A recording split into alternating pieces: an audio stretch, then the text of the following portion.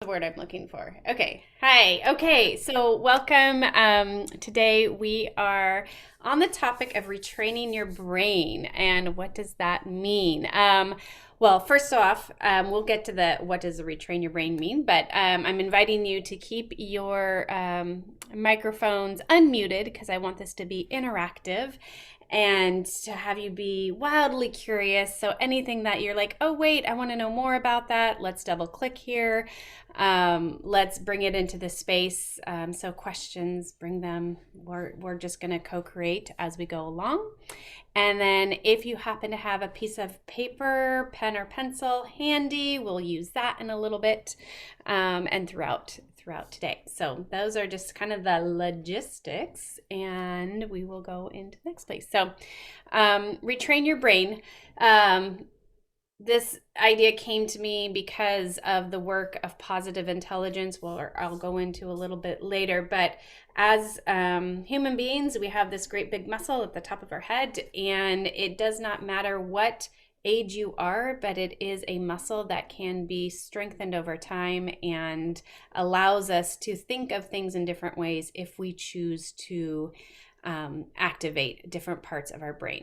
So we are at any point in our life, we can build our muscles up in our brain to work for us versus work against us. So my background, I am Taryn Loxo. I am a leadership and mindset coach. My business is Unlocking Your Potential. So I have a key here as my logo.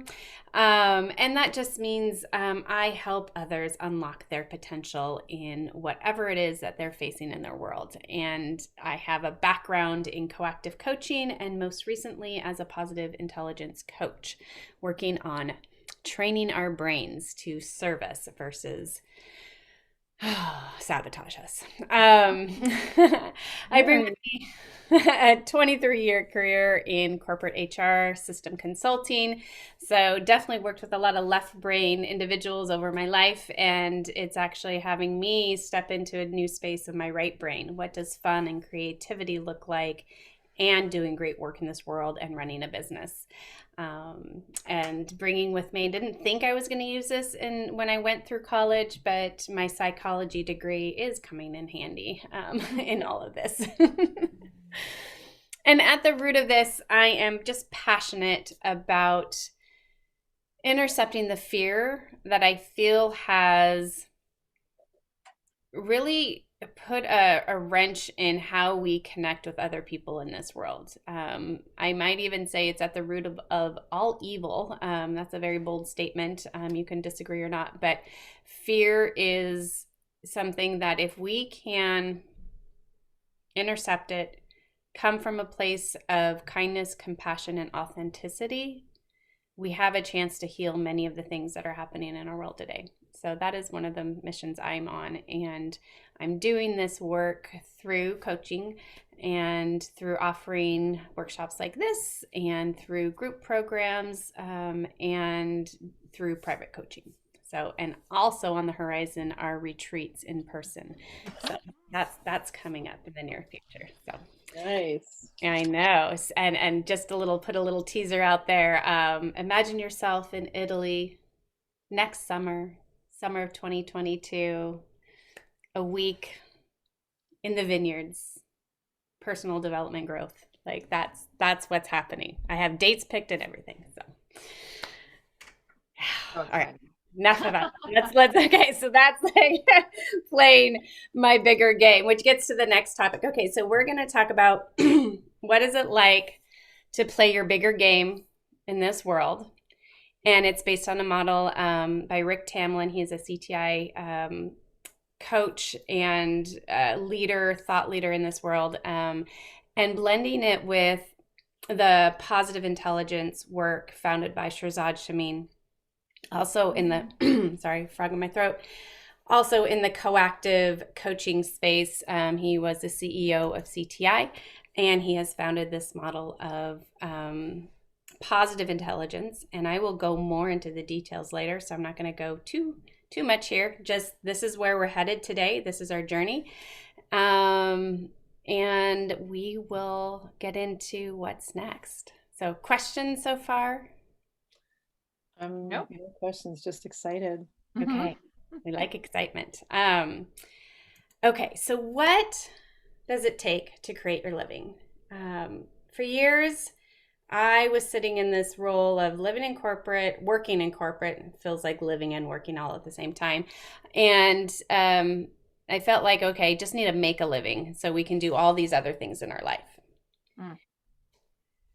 And what I'm noticing now is what does it look like to actually create the living that you want?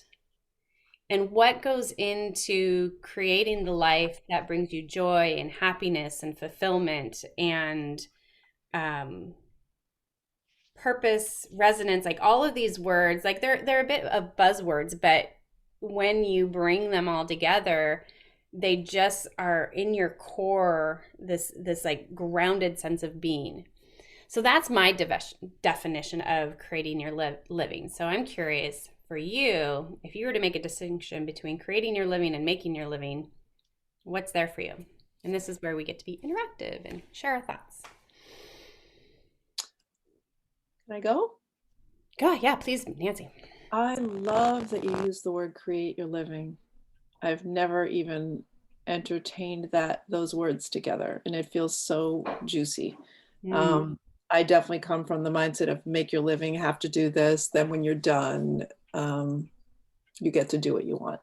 It's taken a lot of years. Coaching has transformed me to think that it's more about creating your living, but I haven't even gotten to the step you just put in this slide. So I'm so jazzed by what we're doing today. And during the pandemic, I will just say during the pandemic, I have had the opportunity because of losing the stores and backing down and putting other things in place of really coming to the place of saying, I'm sorry, in this decade of my life, I am going to create my life so I get to do the things I want around whatever I do for my work. Mm. So that's emerging, and this timing is perfect. So thank you. Fantastic. Oh, so glad. Right timing, right? Mhm. Perfect. Perfect where we're at. How about you, Cynthia? Right where we're at. Mhm. Well, I really sat with this quite a bit because I think I read, I don't know if it was your Facebook post or what it was that talked about create your living versus make your living. And I don't know. To me it's the same and it's something that I've always done. Mm. And granted, I was not the main breadwinner, so I think that might be a little bit of a different thing. Um, the perspective that I've been able to come from, it's always, well, I shouldn't say always. There was a small portion of my adulthood when I first got married where what I did was for my job wasn't necessarily a choice because we absolutely had to have the income. Mhm. And then a little later, my income was always about the extra things. So it wasn't about paying the core bills. It was like the vacations or the dance lessons or any of the extra things outside of your typical budget. And so that was always a choice for me. It was whatever I wanted to create and whatever I wanted to make happen and how I wanted to show up. It was always an option. So this has always been something that's been a part of me, which is really pretty cool as I Right. look back Yeah. on it. I'm It's a a very value. creative person. Yeah. And so I've always been in the space where I was able to pick and choose and like create what I wanted to spend my time on outside of motherhood and being a wife. Like the external portions were always very creative. And um, so it was hard for me to kind of differentiate in my own personal life. What's the difference between making and creating? Because they've always been kind of all encompassing. There was never a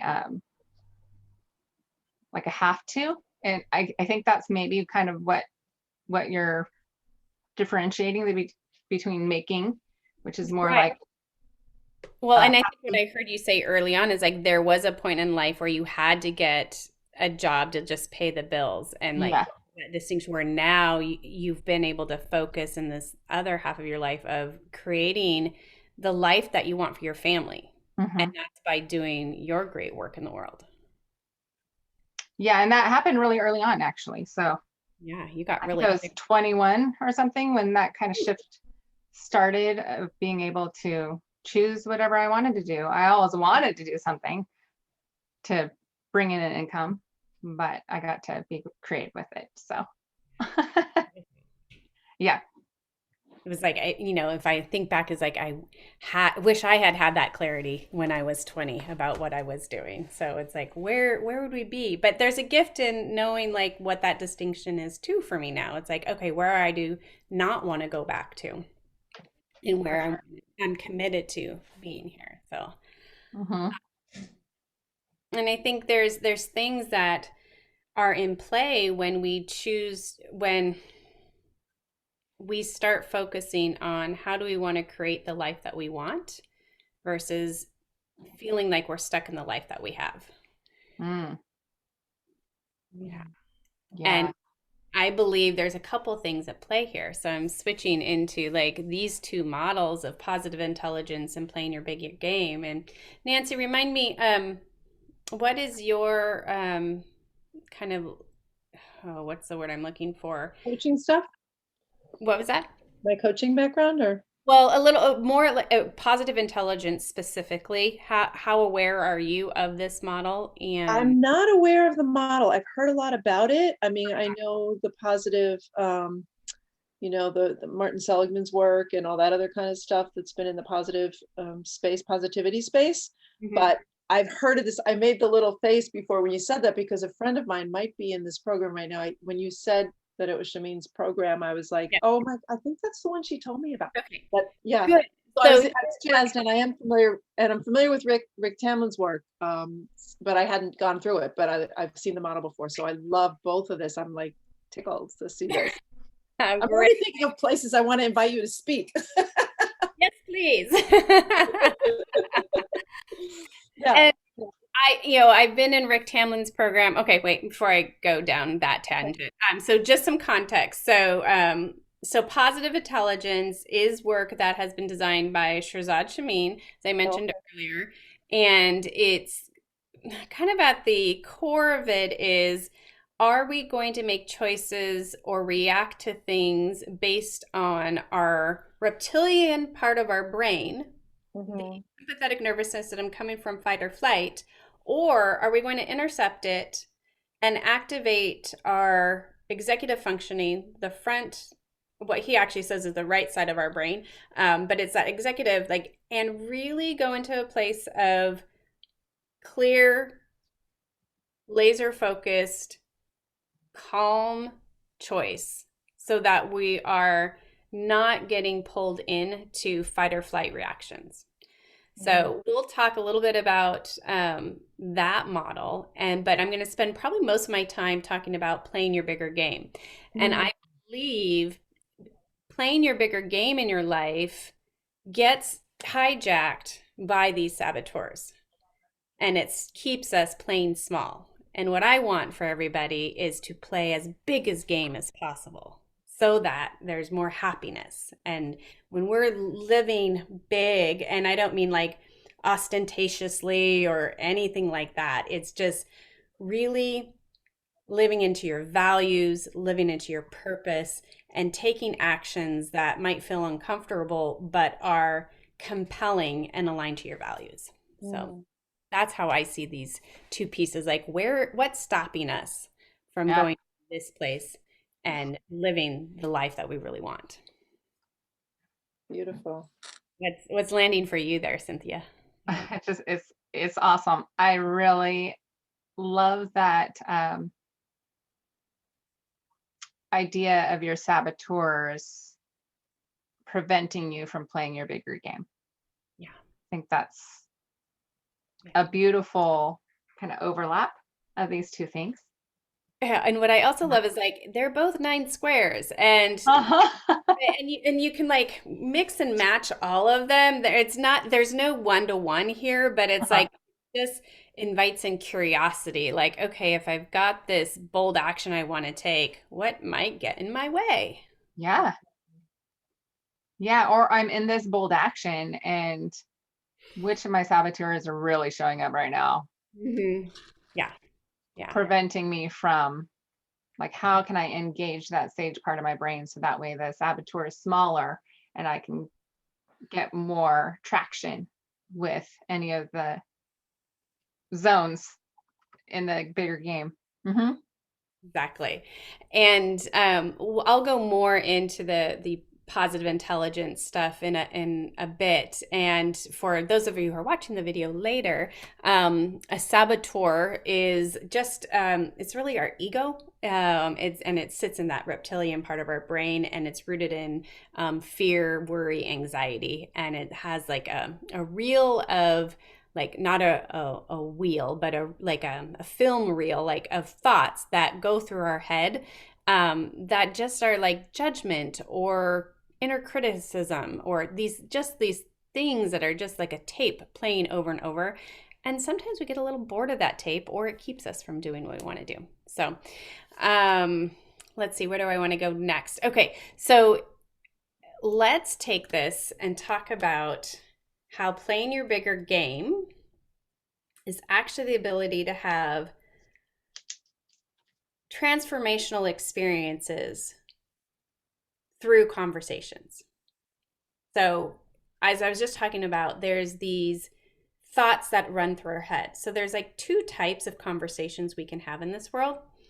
One is the thought patterns that are happening in our head, and we can just be having conversations with, like, if you saw some of the names of those cartoons on the prior slide, it's like we can have a conversation with something called the avoider, or the stickler, or the controller, or the judge, or we can have conversations with real people to really get into a place of discovery and really look at what's important and apply things real time around something that matters. That's where I believe real conversations is where the transformation actually happens.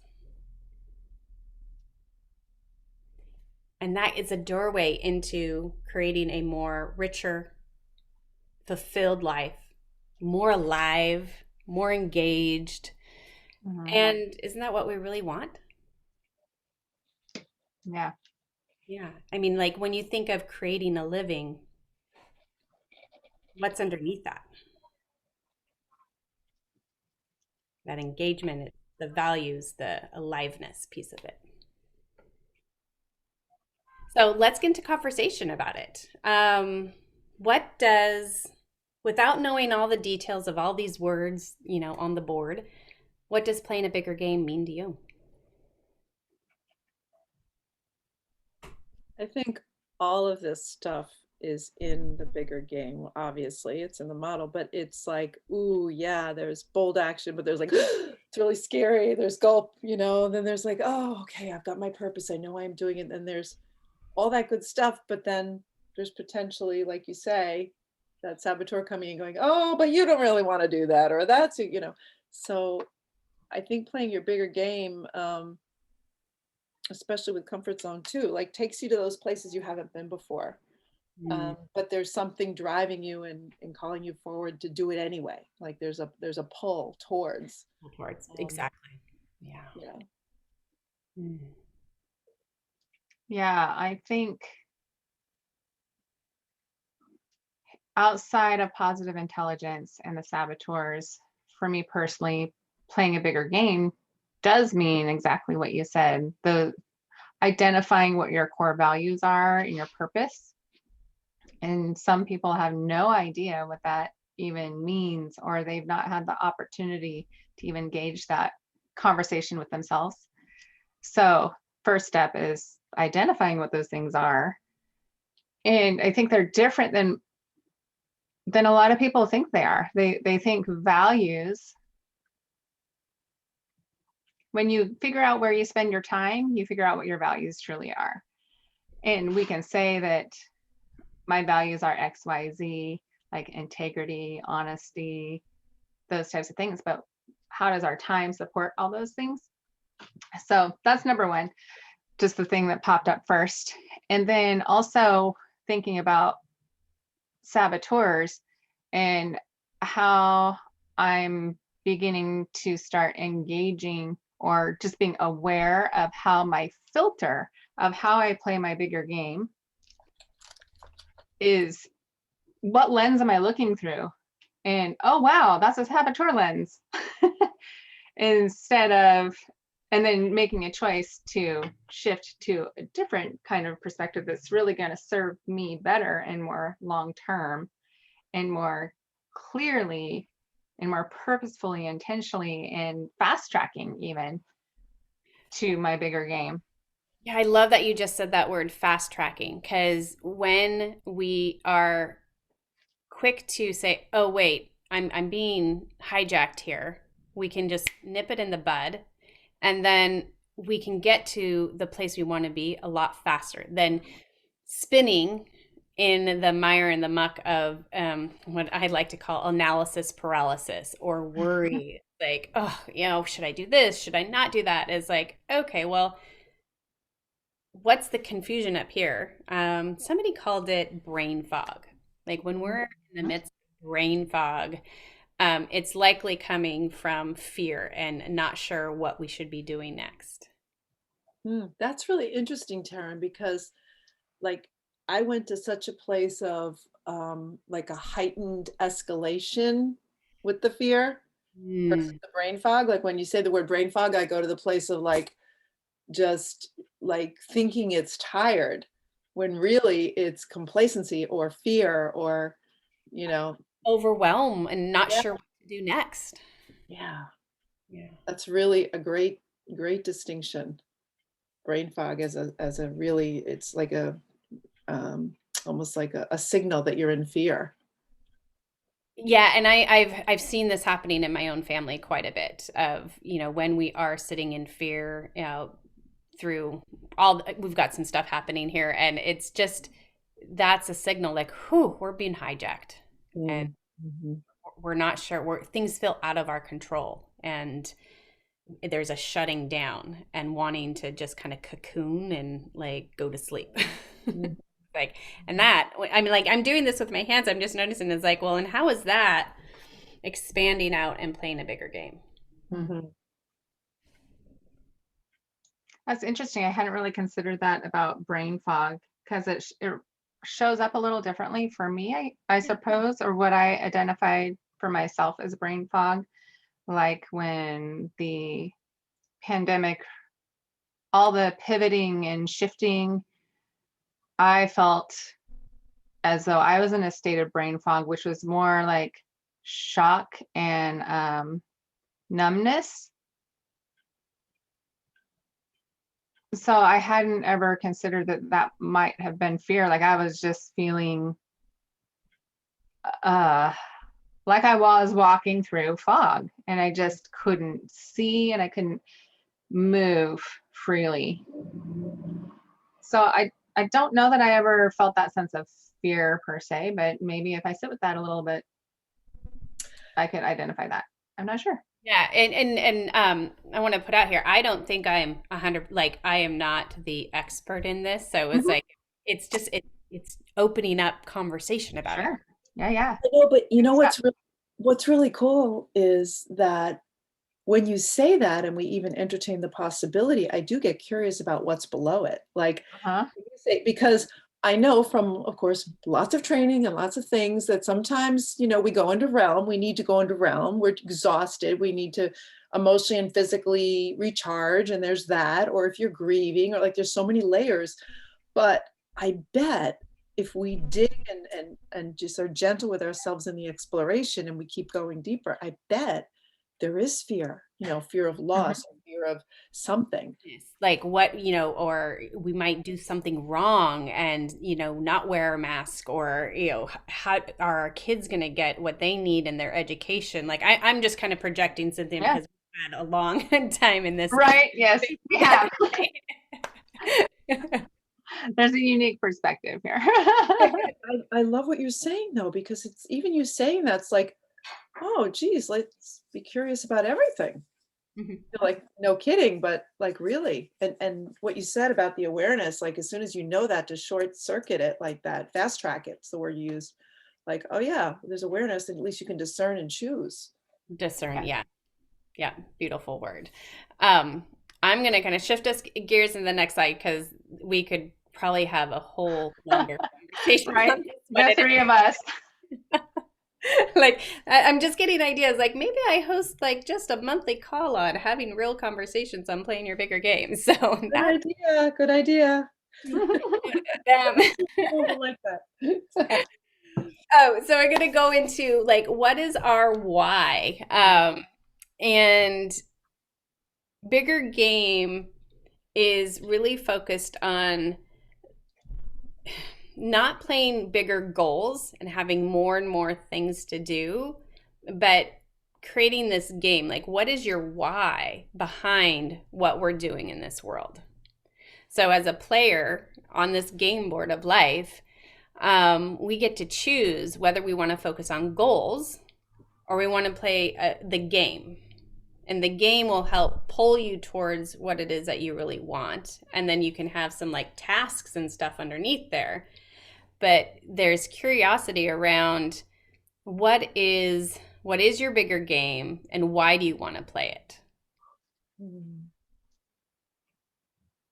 Because the shadow of it is like, well, I just, I'm gonna lose 5 pounds, and that's a goal, that's great. But then there's some momentum that gets lost in there. It's like, well, why is that important to lose 5 pounds? What is it that you want in your life where losing 5 pounds now becomes really important?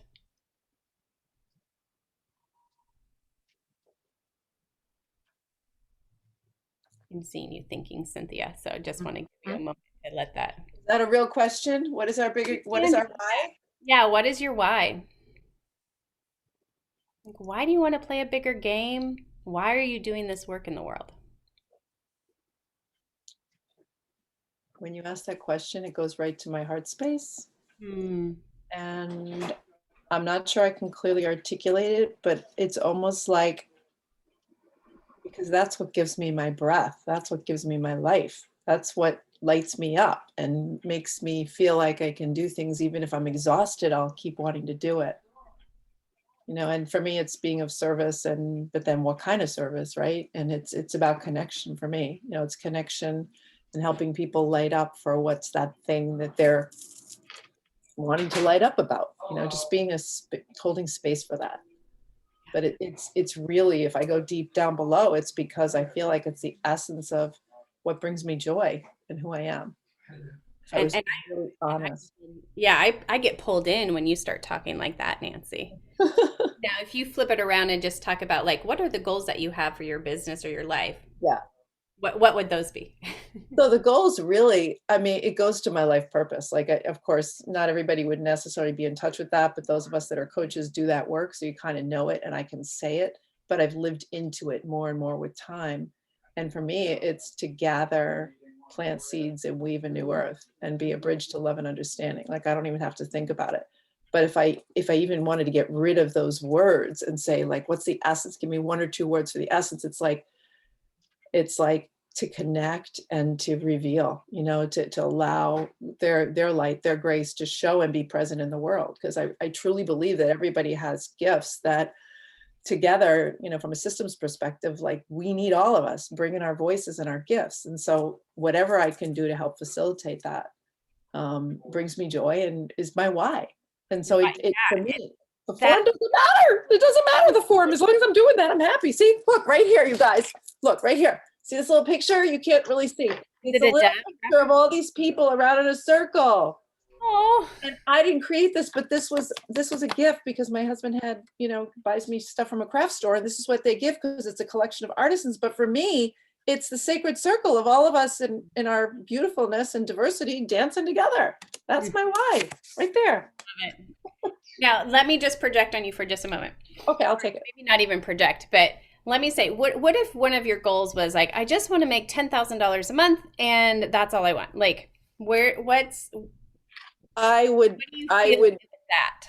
Yeah, I've done that before. That's not a fun place. Yeah. And there's like what I feel in the difference between what you were talking about and that statement of I just need to make X amount of money every month is push versus pull. Pulling towards something versus pushing and go, okay, well, I made 10,000. Okay, now can I make 20? Now can I make 100? Now can I? And where are we celebrating the impact that we're making in this world? Mm. Oh, that's good. Um, I don't know if I celebrate enough. Mm. I'll be honest. I'm doing more of it now at this chapter of my life than I did at other chapters. But when you say that, there's that awareness I have now that celebration is with other people now too. It's not just my own celebration. Mhm. It's like, look what we did. Like, wow, we did it. Like, look, we like that's it for me. It's the we, you know.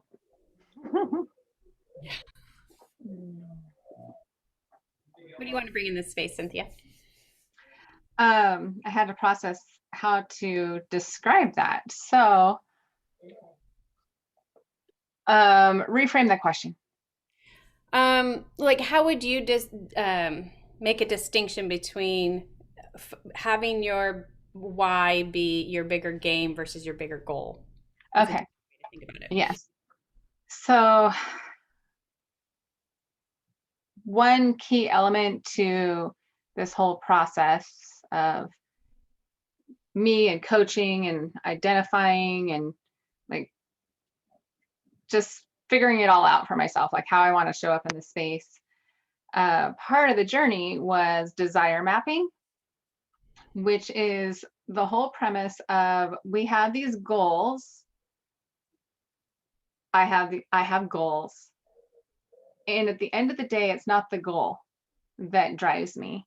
It's how I want to feel when I reach that goal.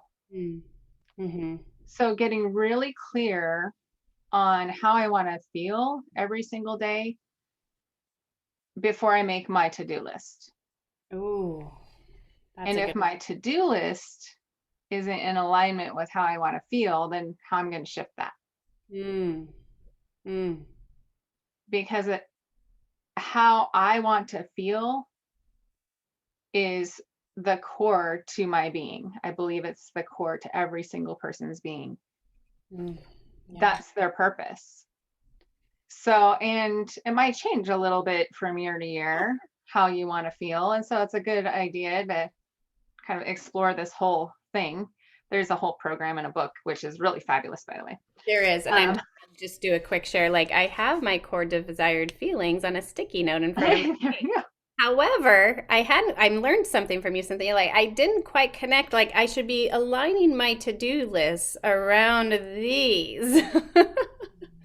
So thank you It's for life changing. You're welcome. You're welcome. What's the book, Cynthia? I just want to write it down for future. It's Desire Map. Desire math? Map, like a map, Oh, like map. if you were Map like going a to map. Okay. create trying to think. a map of your world. Yep, you said you like to map desires. That makes sense. Okay. Yep. So, whatever my goals are, the feelings that I want to have are ease, balance, service, and some people don't think of that as a feeling, but it's definitely a feeling for me. Mhm. Ripple is another feeling. Like anything that I do, I want it to impact people in a way that then it impacts those people's people and so on and so on. Free and community. Mm. So when I make my to-do list, if it doesn't, whatever doesn't encompass those things, I don't usually do. I give the freedom to myself to choose not to do those things. Well, and when you're super clear about that, Cynthia, like how easy is it to make your decisions? It really is. Like I make my to-do list and I look at it, I'm like, nope, yeah. Oh, cool. Yeah. Oh, that's great. Awesome. I'm going to spend my time there. So, and then it makes, when I achieve those goals, it makes them that much more fulfilling. Mm-hmm. Yeah, you've got a great model there. So, oh, thank you for sharing that. So, I'm curious, like, I want to move into like playing, or just want to take a pause and on this piece of it is when we get to play in the bigger game place. I'm almost even imagining, Cynthia, for you, like where does your desired feelings align with the squares? And as I go into the next piece of this, I'll talk about what each square can mean, give you context around each one of those. Like, how do the desires of feelings you want to have like play into this space? Yeah. It'll be just be fun. I'm just throwing that out there. It will be, yeah, it'll be very curious. Okay, so let's go there. So here we've got a board game. So imagine it being a tic-tac-toe board. And to me, when I think tic-tac-toe board, it's fun, it's playful, quick, easy. And again, as we think about our life, like, why aren't we playing in a more quick, easy way of approaching and having it be more fun?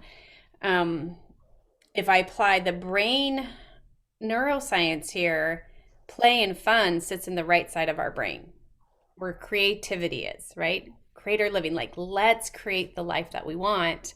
And we can do that by just picking any spot on this board at any given time and just doing it. So I'm gonna stop my share real quick. I will send to you both a PDF of this so you have it and you can print it out and have it at home. And so we're just gonna play around the board and just talk about like this. What is it like to bring lightness into your life? And there's no right or wrong place of where to start. And yet there's a bit of a strategy that gets revealed. Like when you keep playing tic-tac-toe, you can get really good at like which place you're going to start first to figure out where you're going to like win that game. Cynthia, I'm sure you have some insights into that based on what you're chuckling at. I should not play that game because it's mean.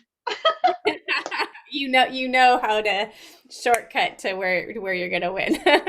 Okay. Can you say that question again? Because I was listening to you, but I was writing down, so I had my grid in front of me. And yeah. So that last thing you said, Taryn, when you said not to her, but the thing you said about wouldn't it be interesting to figure where you go to the board game and how there was something you said there about. Oh, I was saying like if learning how to shortcut your life, if you always knew starting at allies guaranteed you a win in your bigger game, is this where you would always start at? I don't know if this is the best starting point, but yeah, it sounds like it's what I'm picking up. It's a corner. It's a corner piece. Okay, so start in the corner. I love it. Okay. And it's fun. It's like, it's not supposed to be about winning or losing. It's about just bringing your fullness into your life. Mm-hmm. So, again, I just want to give a quick context of like where this came from. So I did not create it, but I am excited to share it with my world. And it came from Rick Tamlin and his partner, Laura Whitworth. They worked together in organizations, heavy in the IBM world and stuff. And after working with all of these clients and big teams, they started doing some research and an analysis of, what was the difference between really engaged people and those that are more disengaged? And who was having a more fulfilled life, who was successful. And they, flushed out, they did, probably put sticky notes is what I'm imagining, like what are some common things here? And they came to these 9 elements that rose to the top of it. And so they're just like, well, can we turn this into a workshop, right? So they're not unusual terms. We've all heard them before. And so they decided to design it in something fun. So this is what ended up happening. They created a tic-tac-toe board to help others play bigger in their life. So instead of rather getting through life, it's just landing on me, like getting through life might be more of my definition of making a living. Mm-hmm. Correlating that's just coming to me, where we are here to create the life and do the good work. So that's the context of like how it came to be. And I'm currently in a 12-month program with Rick where I get to experience him almost on a daily basis, and it's fantastic. So With his full permission, I get to share his good work in the world, which gets to impact more people, which aligns to his compelling purpose in his life. So it's pretty exciting. So let's look at these words, the definitions. I'm going to go back to, is it helpful to see the board? Or I copied it all down except for the last line. Can you show me the bottom? Yep. I will go back to resharing in just a moment. Let's see. Or just hold it up. Oh, sure. Yeah. Okay. So it's on the bottom, do you want? sustainability, allies, and investment. Where do you want it to be today? Thank you. Yeah, you're welcome. So I don't need your board anymore. I mean, I still want your board so I can print it all nice and pretty. Me too. But I do have my paper version. Oh, sweet. There you go. Look at, totally prepared. Okay, so let's talk Oh, about. well, you know, hyperachiever and all those things. All right, let's pick a spot. Let's start with the the upper left. Okay, comfort zones. It's opposite here, back here. So, so what does comfort zone mean? It doesn't always mean a bad thing. It can mean, you know, just what is serving you and what is not serving you. So everything serves you until it doesn't. Think about that, right? So a comfort zone could be keeping a clean desk. Like, right, keeping it clear until you get obsessed about cleaning that desk to the point where you're not doing any work at your desk. Mm. Mm-hmm. Here's one I go to is I love to read, and it serves me as a place to like really take a break from the world, and I get reconnected and get grounded when I get to read. When it stops serving me is when I stay up too late, probably an hour too late, because I'm reading a really good book and I can't put it down, and then I'm tired the next day, and then I'm less productive. So there's a little bit of cycle. Or I choose to read all day because I don't really want to have a conversation that might be difficult. So now it's not serving me, and it's actually being used as an avoidance technique. So I have a saboteur, we'll talk about these later, of avoider. And so that's when it will creep up and when reading starts not serving me. So it's not with judgment, like brushing your teeth is a very good thing we can do to, you know, have our needs met in the world until you spend 20 hours brushing your teeth. I mean, that's pretty extreme. Yes. Okay, that makes sense. Yeah. Comfort zones can serve you until they stop serving you. Mm-hmm. Sometimes we have to break out of our comfort zones, have those hard conversations. Okay, hunger. That's what's coming up next. So what is that deep, deep fire in our belly that must come out? And this is a state of being, like this sense of, it's visceral. It's like, we must be doing this. Like it's and then that actually leads right into compelling purpose. But it's that sense of like, if I don't do this, I'm going to be really disappointed in myself. Or if and that disappointment is actually a really, really tough emotion to be with. And so when you are in a place of hunger, and I'm just going to say this word, like bold action, you're moving forward. And I am committed to helping my clients like really keep that hunger ignited and lit up. I think so many people in our world are like dampening out, like I'm just like putting an extinguisher on their fire that extinguishes their hunger. And I want to like fan the flames and ignite it up. And start activating, like, what is your compelling purpose in the world? So we're going to move over into that square. So the compelling purpose is like, what are you about in this world? I heard it from Nancy. I heard it from Cynthia. You guys have like, you are clear so far, like, of what your purpose is. And that purpose gets to change. It doesn't have to be set in stone, carved in stone, any of that stuff, right? So it can be as simple also as you need a viable business to pay the bills. Like that, there's no judgment around the purpose. It just helps pull you forward towards something. Got it. Yeah. That's great. Okay. Then we've got, I like this one, gulp moments. I think the word is just a great word. It's even if you like actually do it with me, like, right? Like, let's lean in and like take a big gulp, or like, we're doing this, like right before you jump into the deep end in the pool or life. It's me, like my gulp moment is like, okay, I'm gonna put a workshop on and I'm gonna do a Facebook Live, and like, okay, those are some big gulp moments. And then I actually have to do it, which talks about the middle square, which we'll come back to. But their gulp moments have the fear and then the excitement, like all rolled in one. And you're like, okay, this is a must be. We're gonna do it. But this is where I think saboteurs like to just rear their ugly heads and try and sabotage your coming out and taking action on your gulp moments. Like this is prime territory for them to like pop on out. Yeah. Yeah. Resonating with you too, right, Cynthia? Oh, so recently, like a few days ago. Yep. And we do those moments because we've invested so much time and money and energy and all of these things because we've chosen to get out of our comfort zone and we want something different to happen.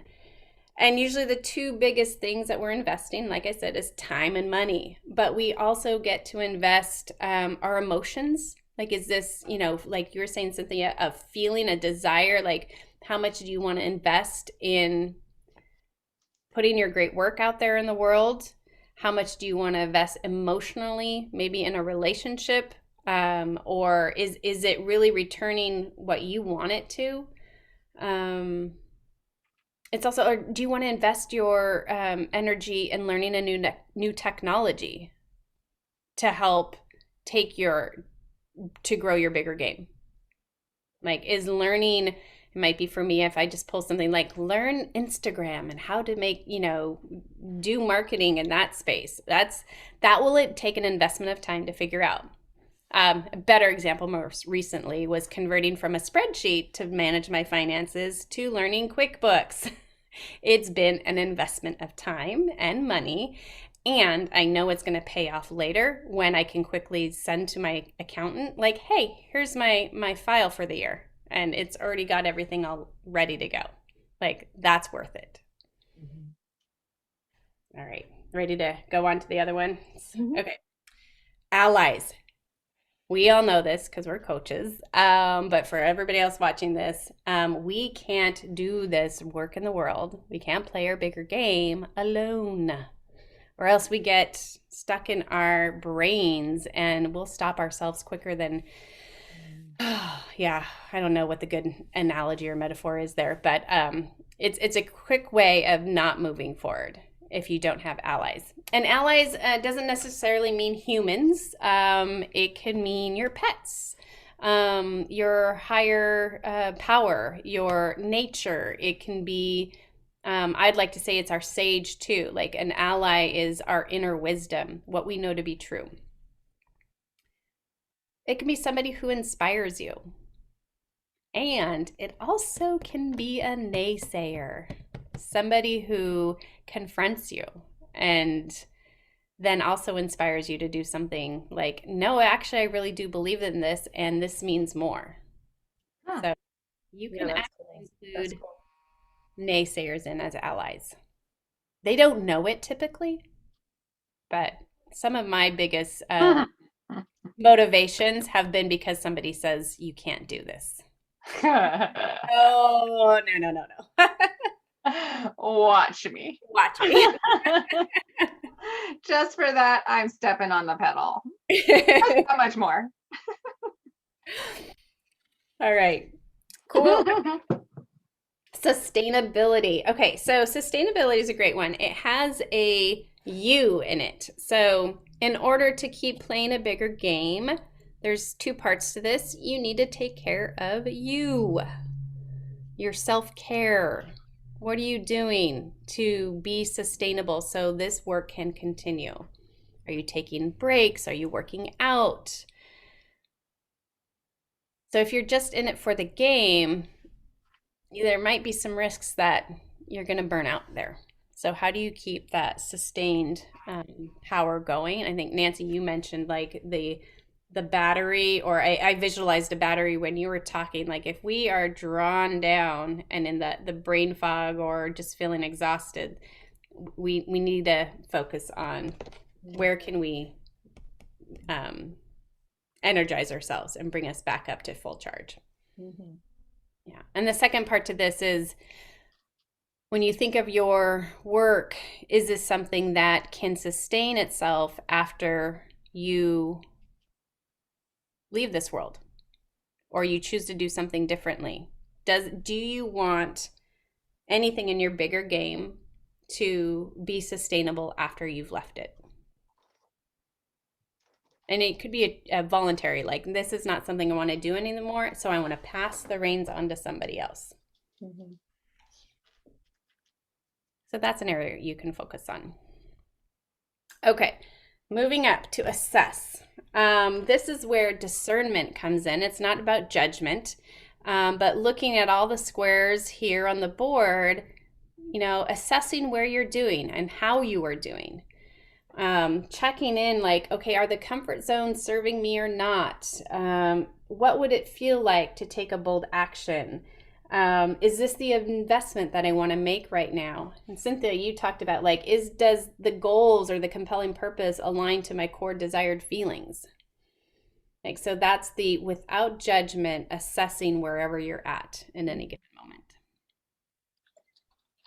And now in the center of the board is your bold action. How do we live the life that we want? Or what would get in our way if we don't take bold actions in our life?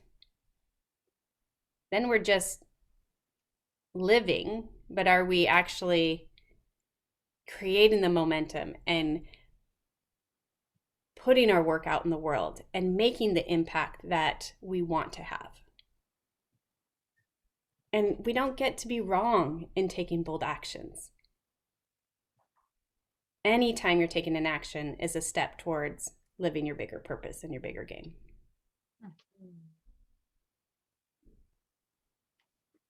Can you say that again, just so I can feel it in my body? That was really great what you said. We don't get to be wrong. We And don't get to be wrong. And then I honestly don't remember what I said because it came. Here's what you said. But when you said it, it was great because I got to hear it. But you said we don't get to be wrong when we're taking bold actions. Any step we take, essentially it counts. It's good. We're moving. We're taking We're action. Yeah. moving forward, right? Yep. Mm-hmm. You're not staying stuck in either the overwhelm or the brain fog. It's like you're moving towards the clarity that you want in your life. Mm-hmm. It's also a learning. Mm-hmm. You can see an old belief looming in the background when I make that comment, I'm sure. I can see it. Yeah. Yeah, that's cool. So that's the board. And you are somewhere on this board right now. If you could name it, where do you think you are right now?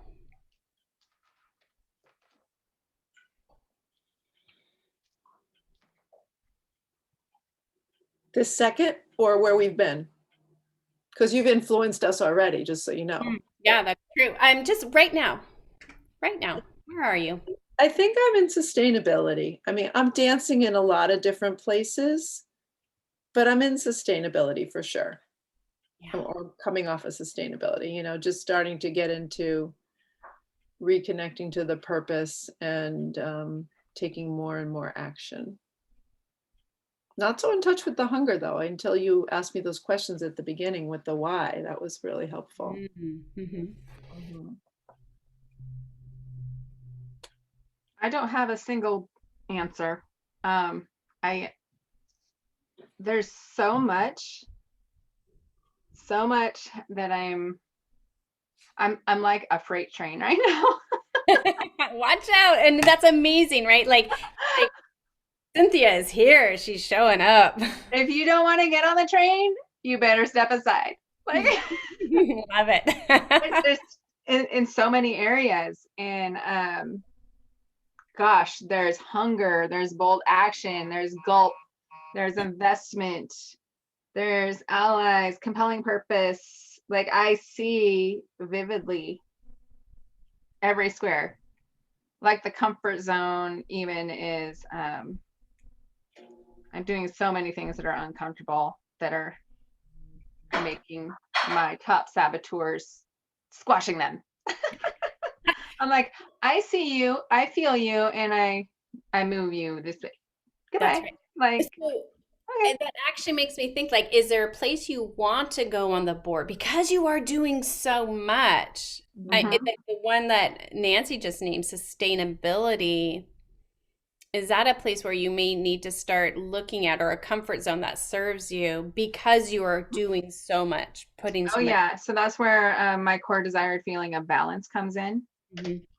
is ensuring that there is something, if it's not every day, usually it's every day, uh, key pieces that are that I make sure are in play. And if they are not, I start to feel out of balance and unsustainable and all that. And I also understand myself as a cyclical person, and springtime is definitely my like go time. And so I'm embracing that and just flowing with it. And as it feels right, and I have all this energy to do all these forward momentum things, then I'm okay with having my plate really full of all these great things, because I know myself and I know there will be a flow throughout the summer and the fall, and then the winter will probably be a whole lot of like zen, chill, Going into the being comfort. okay, yeah, reflection, um the investment of learning, like those will be my quiet, it'll be my quiet season. And I'm very excited that I know this about myself, and I'm okay with like doing all these outward things, knowing that it's going to come around and there's going to be Yeah. the other I seasons. just got the biggest visual as you were talking, Cynthia, of like a river and the different flows of water in the different seasons. Like you're in the spring, it's all the snow is melting off the mountains. Oh, It's a big rush, and you're just whitewater rafting this I'm to doing it. like it's great. And then towards the fall, it's like it starts becoming more of a stream and it's a trickle, and then it freezes over and it's like quiet. So Oh my gosh, putting that out there for you. that is so beautiful. Like I want to find a picture now of a river in 4 different seasons. Mm. Yes, please share it with me when you find it. Oh, maybe it'll be Snoqualmie Falls. Ooh, there you go. That'll be easy. Lots of pictures of that. I'm gonna take it one more notch. Like, go to Snoqualmie Falls in different seasons and take a picture and ground yourself and reflect each time Oh, where you're at. I can dig it. Okay. For your Nancy, we've got this. Have you heard of Snoqualmie Falls? No. Okay, it's just this. It's in our backyard basically, and it's just this huge waterfall, one of the biggest that we've got here, I think, in Washington, and it's easy to get to. So it's just when the floods come, it is just it's the spray just comes up. And It's it's loud. it's really loud, yeah. So it's pretty. Sounds amazing. I'm on the Yeah. completely other side of the country. But Yeah. that's awesome. That is so But when you awesome. come out to visit, we'll share it with you. I will. Okay, so just like what did you notice about naming where you are now? Um, I think Cynthia, I already heard you say it as like, well, I'm here and then there and this way. It's like there's actually just not one fixed place on this Mhm. board. Yes, that, and I can identify in January, past January, a couple months ago, some other squares that definitely weren't part of where I am now. Like the bold action was not there. It was more of a simmer. Mm-hmm. Um, so I was more comfort zoning, kind of articulating compelling purpose, being okay with just kind of simmering, but I knew there was something coming that I was pulling towards. It wasn't like a big feeling. I was more investing emotions into current life and also kind of what was coming.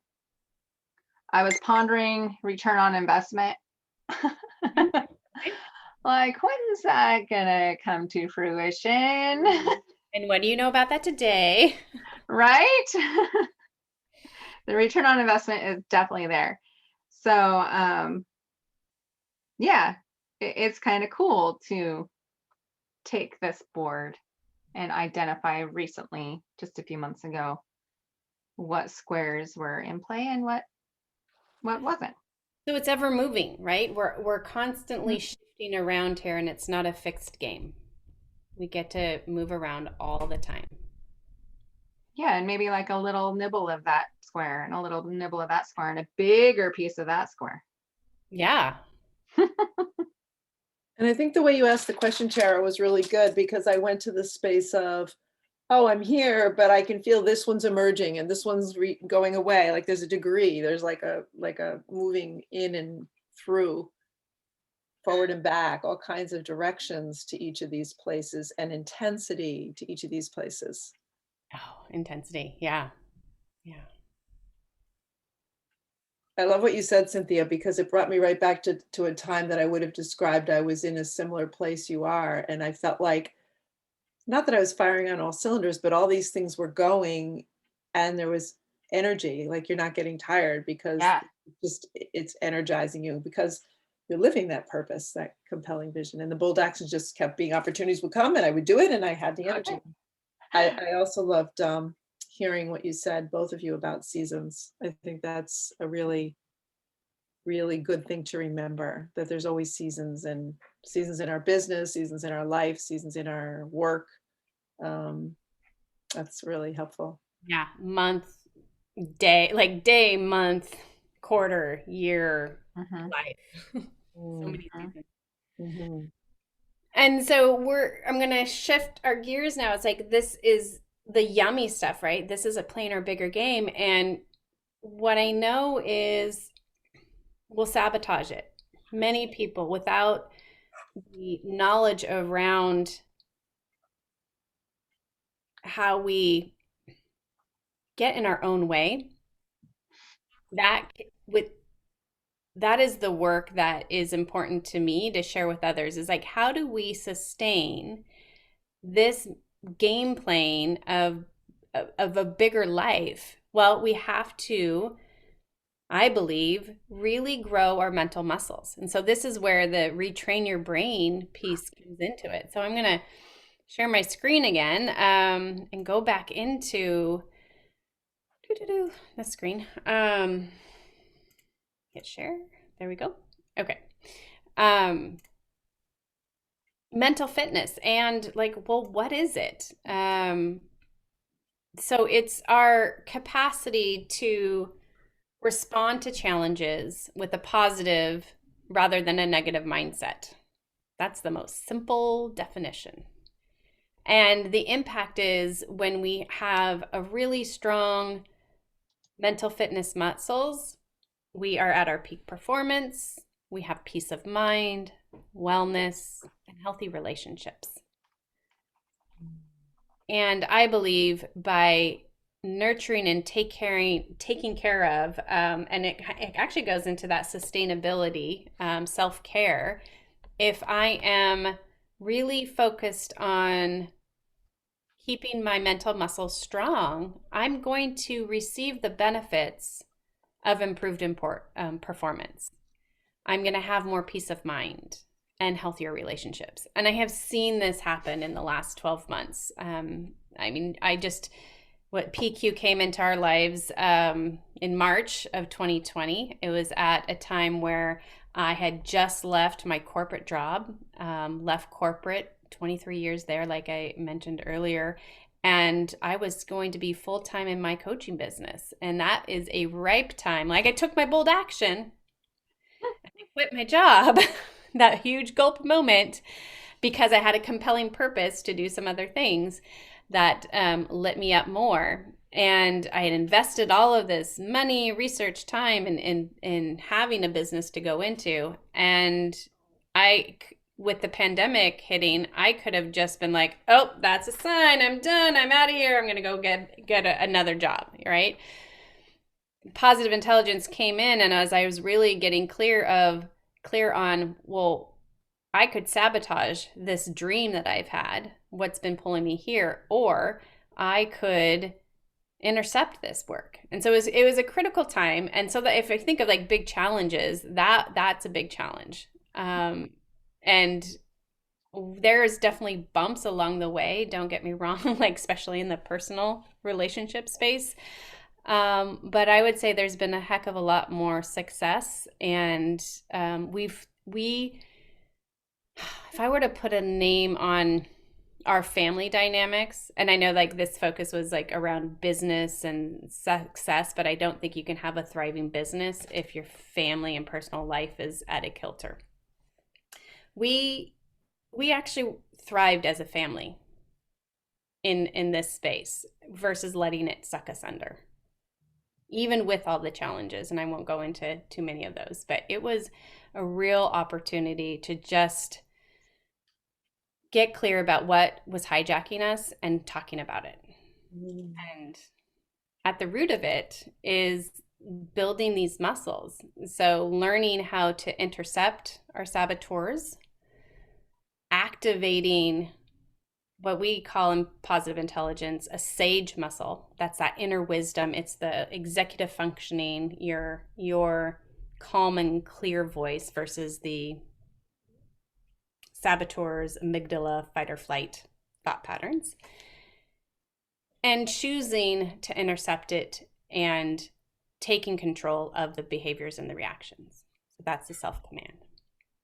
So these are 3 key pieces of the positive intelligence work around building these muscles up. And really it's you're creating new neural pathways. What's the metaphor I like to play with? Like a record, and it plays the same song. You're on side A of the record, and it's like digging this deep groove because that's the one you know and you've been with for your entire life, and choosing to flip it over and play a new tune. And at first you're like, I don't know if I really like side B. This is uncomfortable. It's not. And then you actually start playing it and you're like, oh no, this is actually a really cool song. I get it. Like I get it why they paired these two up.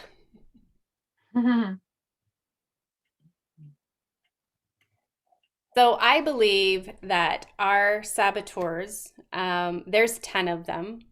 The top one is the judge.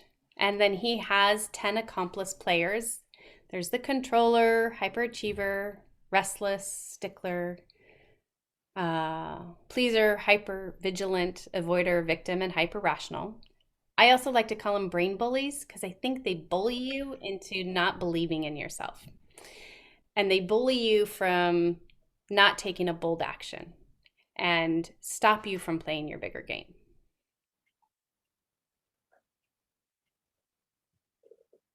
So if you think of any of those like little names that are on the screen there, like where have you felt most sabotage in your life without knowing the definitions or what they say to you? If you were like, most of us can go like, oh yeah, I'm kind of familiar with that one.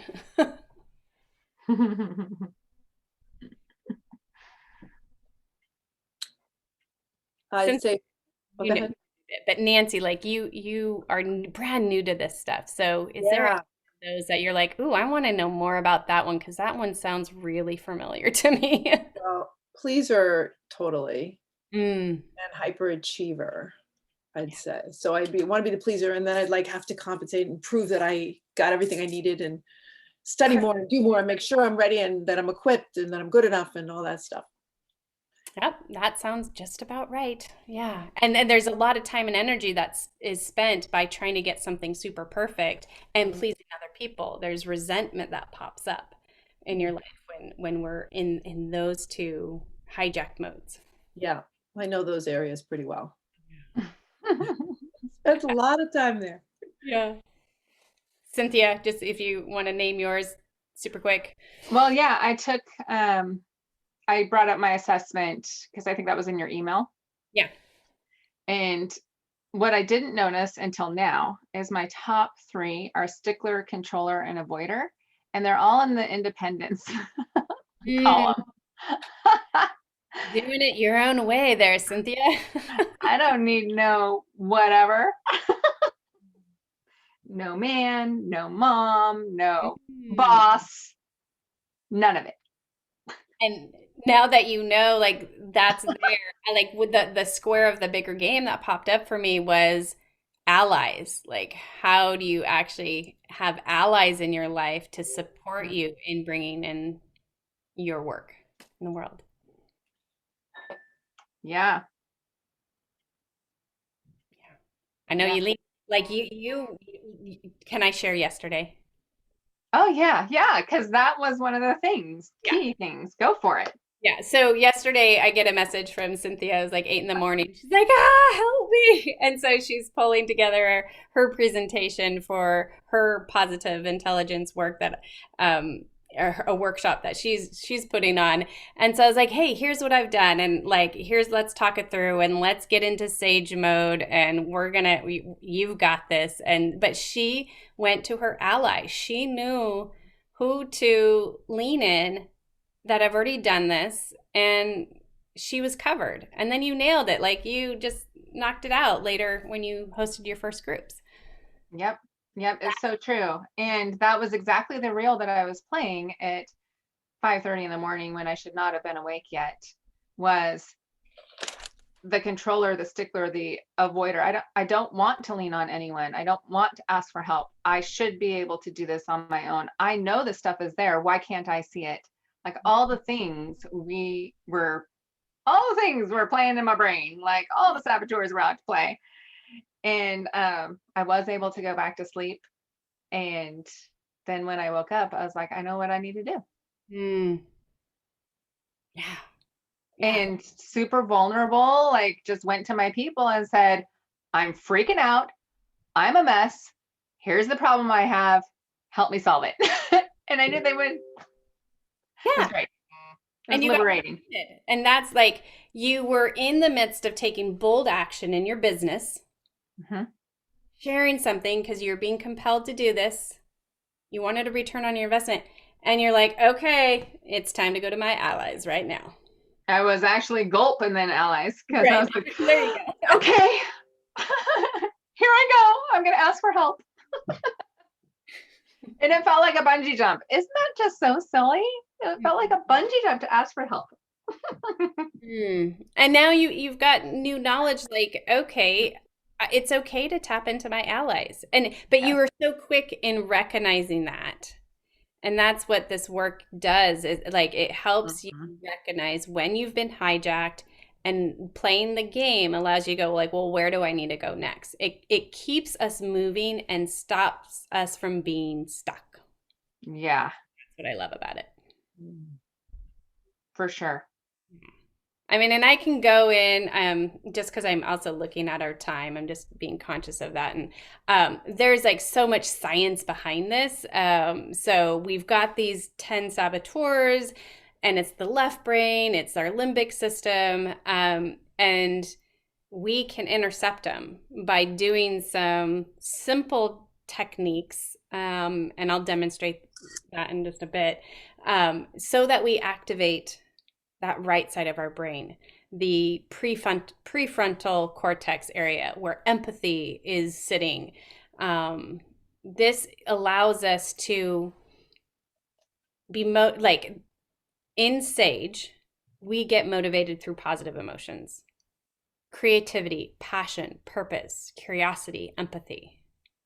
I want more of this in our world. Like, this is why I'm so passionate about it. Rather than being led through the motivation of negative emotions, fear, stress, anger, guilt, shame, insecurity, all the stuff that Brene Brown talks about, which we can have different conversations around if we choose to be curious and compassionate and have empathy. So, this is what I love. And the lies that it likes to convince us of is you can be successful by, pushing really hard. If hyperachiever is running the game or controller is in charge, you can be successful. Absolutely. We know lots of people in this world who are successful depending on your definition of success. I think that we can debate what success means in this life. Or you can be fulfilled and have a sustained happiness by being able to intercept the saboteurs and come from your place of sage and activating the superpowers. So we get to kind of question whether or not we can decide whether negative emotions are good for you. I've heard, I'm sure Cynthia, you've heard this too. Oh, but it's good to be angry, or it's good to be like, I get a lot of out of just like being in charge and feeling this feeling. And I say yes, and you think of your hand on the hot stove, how long do you want to keep your hand or your emotions into that negative space? Like, how is it actually serving you by keeping your hand on the hot stove? So, is pain good for you? Well, it definitely alerts you to what's going on. We talked about brain fog, right? We're being alerted that something's happening, and it's helpful for a second or two. But staying in it, it hurts our ability to see clearly, respond with empathy. It takes us out of clear-headed action or laser focus action. And it's the root of this is the saboteur space. And it's pretty simple. Both of these models are very simple to understand, which I think why it makes sense to bring them together. Yeah, Is this your creation, Taryn, or are those two guys or bodies of work in collaboration together? I love what you're You're doing. not in class. This was me going, oh my gosh, This this is work. like so great. Mhm. So great what you're doing. Yeah, I love it. Thank It's beautiful. It's brilliant. you. And I think, okay, sorry. Go ahead, Nancy. I was just going to say, I think knowing that that's one of the things you're really passionate about is intercepting that fear trigger that people go to is huge. And this is a beautiful, really comfortable and fun way to do it. Mhm. To be like, oh, I can look at that, but always here, okay, but there's a why I want to do it. Do this stuff over here because I get to play over here. It's fun. Yeah. And that's one of my core desires is fun. Actually, it's effervescent, so and joyful. Like I don't feel like this work needs to be drudgery. And yet there's real emotions and we honor that, but we get to play with this. We get to not make everything so heavy. Mm-hmm. Yeah, just and so yeah, so the sage we talked about that, like we can operate from a different perspective, and that's one that we call the sage perspective. We can look at what the gifts and opportunities are in the world and have that creativity and curiosity. I just much rather be peace and calm than anxious and worried all the time. So then there's a question is like, well, how do we do this? And we do this really, it's not new. It's just taking the wisdom that has been in our world for centuries, and it's doing mindfulness exercises, but doing them in smaller bite-sized increments. And so I'm going to invite you, Cynthia, you can play along too. Everyone can. Do you have a question? Yeah, actually, you're doing this because Yes. I'm Susan. I'm going to step aside. I'll come right back. Okay, perfect. Okay. Um, so a PQ rep is our way of just taking a moment, a break in our day, break in the worry that might be building up, and taking a breather, literally taking a moment. So I'm going to invite you, Nancy, to put your fingertips together. And All this, okay. yeah, and then just, close your eyes if you want. I like to do it while my eyes are closed. And just focus all of your attention as you rub your fingertips together. See if you can notice the feeling of the ridges of your fingertips. And just stay in this place for a few seconds. And then take the fingertips of one hand and place it on the palm of your other hand. And just feel the sensations as your hand touches your other hand. And maybe move your fingertips to the back side of your hand. And just notice those sensations.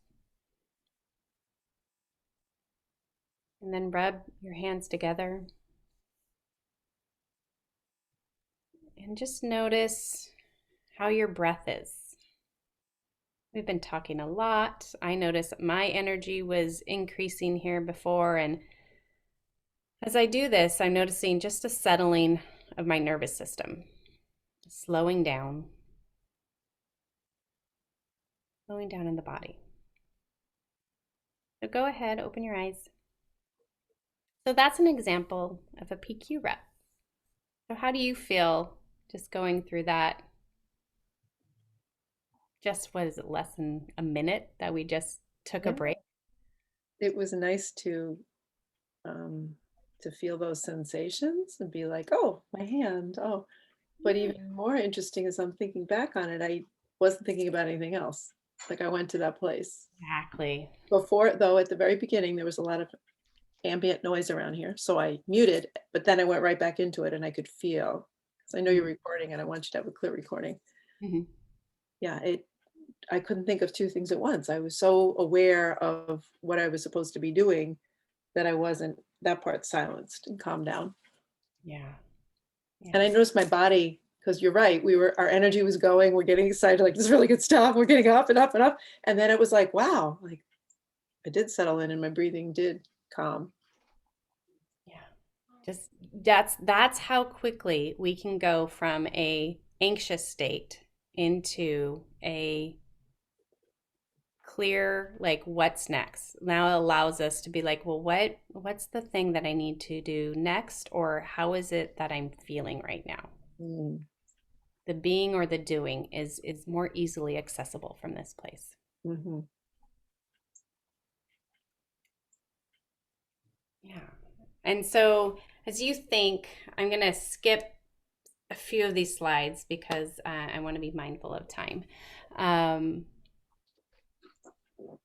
This work is important. And as you think of your work in the world, imagine yourself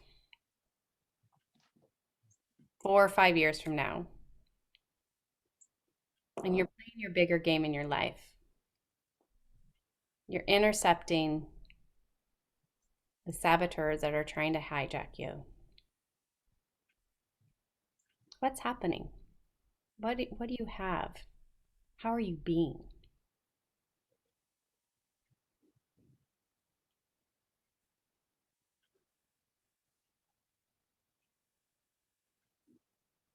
What's been created in your life?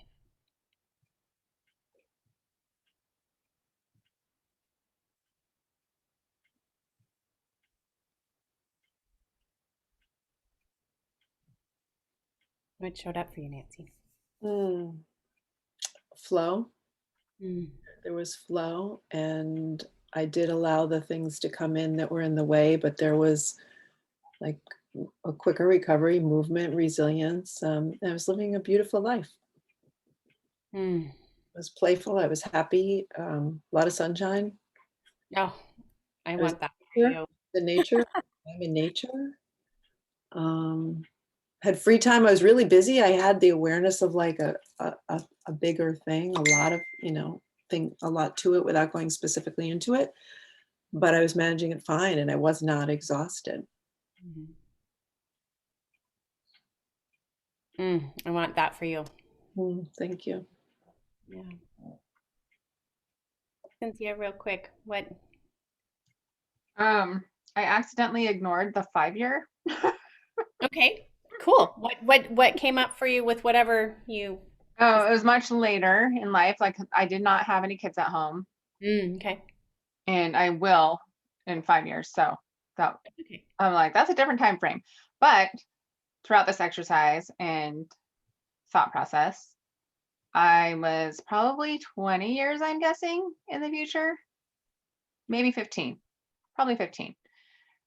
People around, but also a very peaceful, like conversations with people. My hair was long. It had silver waves in it, and my home was fairly small, but lots of light and natural light, and smelled like the woods.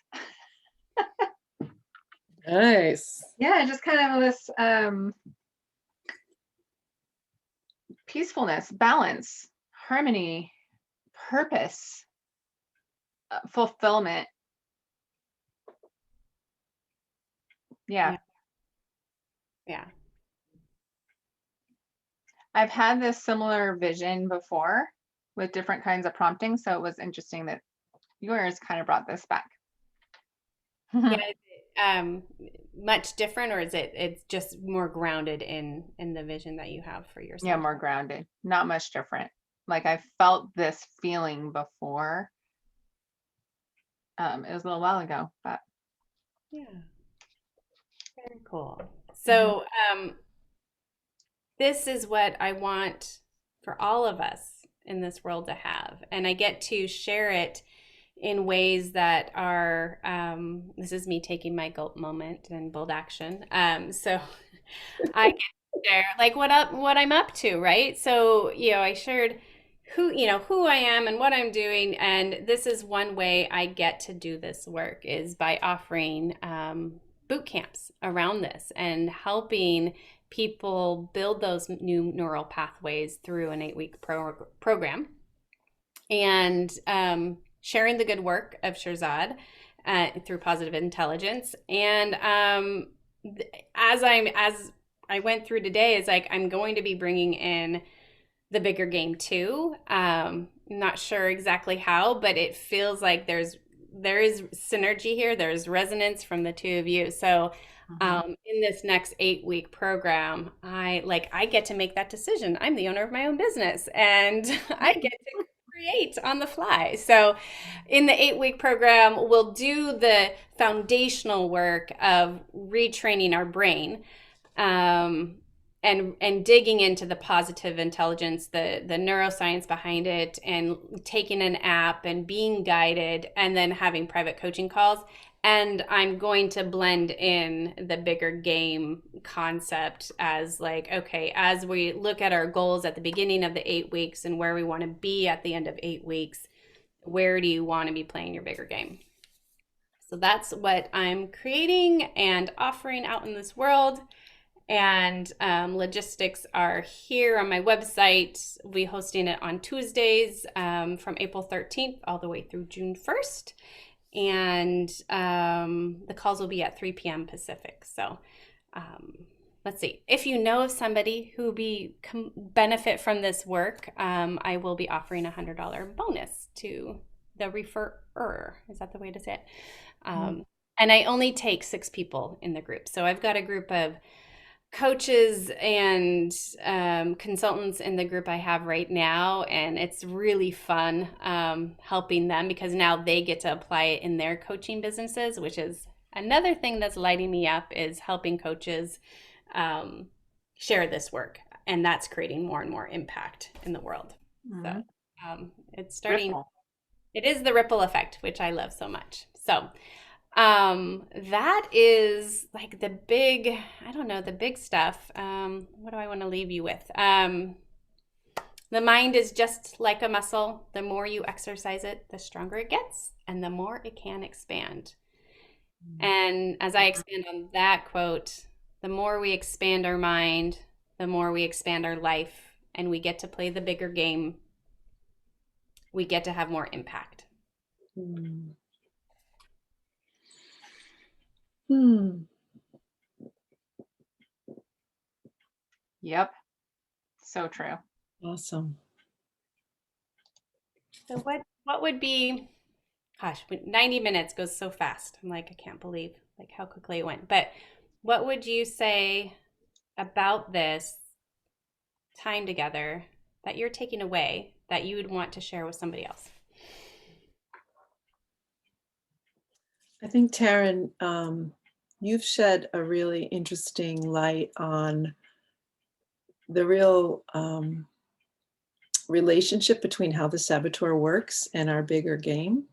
I hadn't really thought of those two. Like the fact that, especially as coaches, we know about the saboteur, we know it's there. Oh, there it is. But like to see it in the context of the bigger world work that we're here to do and how much of a stake in the ground we could have around saying, no, really, no kidding, we're committed to this and we don't want this other life. And I guess in the past, I would have thought it was more like, oh, there it is again. Okay, manage it. What are you going to do with it? All the ways we know, we're taught so many tools on how the saboteur. But the fact that you're holding this context, this systemic thought process is really attractive to me, because it's not just an isolated event that you manage, but realizing that it's all this, and there's mobility to move around and shift it from lots of different ways. So I think that's Great. what I'm taking away. It's like it's a bigger inquiry, a bigger practice, but yet it can be light and playful, and you can be kind of agile with it. You can move fluidly. So Fluid. Yeah. permission to not stay in that place. Oh gosh, there's so many like visuals popping in my head based on what you said. But yeah, the flow, the popcorning and play. Yeah, yes to all of that. Mm-hmm. And that's both charts are really powerful. Like to have it named like that, like, there's lots of ways people have presented material like this, but your ability to just kind of connect the dots for people and point out like, hey guys, I see this connection, and here's the opening, here's the doorway out. Like, that's brilliant. Brilliant. Thank you. Mm-hmm. And I think you said a word like sustainable, and I also believe that's what positive intelligence. It's a sustainable model. It's not something like you go to a workshop and you learn something and you're like, oh, what was that thing? This is just, it's an ongoing, reoccurring daily habit to incorporate and fold into your life. Yeah, when you talk about building the muscle, and exercising that muscle daily, like that's great doorway in for people. Like I keep going to doorway, but it's such a good tangible structure. Yeah. And I think people can get, they get around the idea of working out. I'm going to work out. Well, what's your mental muscle work today? That gets in your day too. Yeah. And to be intentional about it. And if you choose not to go work out, what happens to those muscles? Right. Yeah. Right. It's taking a committed action and investing time into doing the work. Mm-hmm. Yeah. Thank you. You're welcome. Thank you for saying yes and coming today. You're welcome. Cynthia, what about you? What would you say about today? I absolutely, as you know, love the PQ framework. It's simple, it's duplicatable, whatever. Doable. Doable in any person's life. It's great. And then the addition of the bigger game board again makes it super fun and playful, and you can definitely see how I could approach this with curiosity and like, where am I today, and how do I want to show up today, and what's going on, and what season am I in, and which pieces do I want to play? Which game board square do I want to land on today? So I think it's yeah, it's like a fuller version. It's a really great overlap. I think it's fantastic. And I could totally see why you looked at both of them and probably got like this bolt of energy goosebumping you as I'm feeling it right now.